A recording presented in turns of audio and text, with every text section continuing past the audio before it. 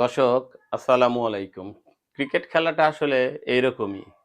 কখনো আপনাকে হাসাবে, কখনো আপনাকে কাঁদাবে। এই যে দেখুন না, গ্রুপ পর্বে ভারত অনায়াসে পাকিস্তানকে হারাইয়া দিছে। আর আজ তার উল্টো হলো। কি হলো? ফাইনালে পাকিস্তান এক অসাধারণ ক্রিকেট খেলা দেখাইছে আমাদেরকে। ওহ! মনটা একদম জুড়াইয়া গেছে। আজ সকালবেলা ইন্ডিয়ান অধিনায়ক আন্ডার-19 এর আয়ুশ মাত্রি টসে জেতে এবং বোলিংয়ের সিদ্ধান্ত নেয়। এবং পাকিস্তানে ব্যাটিং করতে নেমে কি অসাধারণ সামির মিনহাজের ব্যাটিং। ওহ! দেখার মতো। আসলে এই ধরনের ফাইনাল ম্যাচে একটা এই ধরনের ইনিংস খেলতে আসলে কলিজা লাগে। ভাই, এত বড় কলিজা ছাড়া কিভাবে সম্ভব?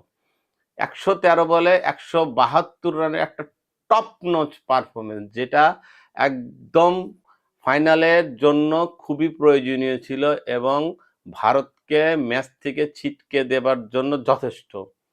দেখেন, প্রথমে পাকিস্তান ব্যাটিং করতে নেমে ৫০ ওভারে তারা ৩৪৭ এর মতো একটা বিশাল পুঁজি সংগ্রহ করে, যা ভারতের জন্য আসলে এই ফাইনাল ম্যাচে এই এত একটা প্রেশার ম্যাচে চেস করা আসলেই কঠিন ছিল।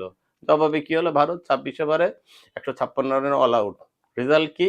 পাকিস্তান ১৯১ রানে জয়লাভ করছে। দেখেন, আসলে খেলাটা এইরকমই। আপনাকে কখনো জিতাবে, কখনো কাঁদাবে।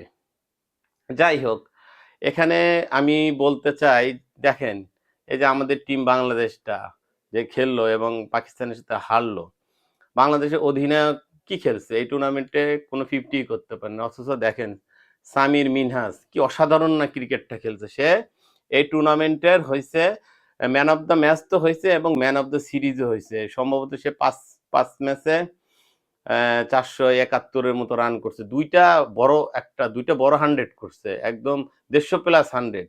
দ্যা আন্ডার-19 এ এ এখনই এই পর্যায়ে যে এত ভালো খেলে, হয়তো ভবিষ্যতে পাকিস্তান জাতীয় দলে সে ভালো সার্ভিস দিবে।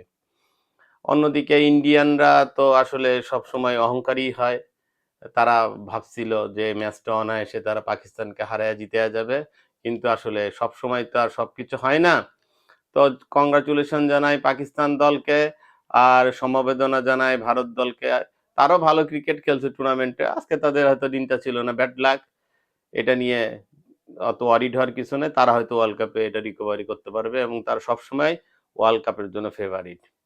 দেখেন, বড় ক্রিকেটার হইতে গেলে সবসময় সাহস লাগে এবং বড় মঞ্চে, বড় প্ল্যাটফর্মে পারফর্ম করা লাগে।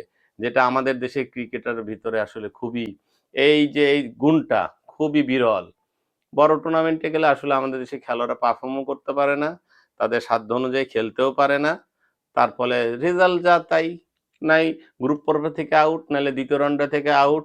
আসলে আমাদের বড় কোনো শিরোপা জেতা হয় নাই তো। যার কারণে এই আক্ষেপটা সবসময় থেকেই যায়। তো দর্শক, ধন্যবাদ সবাইকে। লাইক, কমেন্ট, সাবস্ক্রাইব করবেন। আসসালামু আলাইকুম।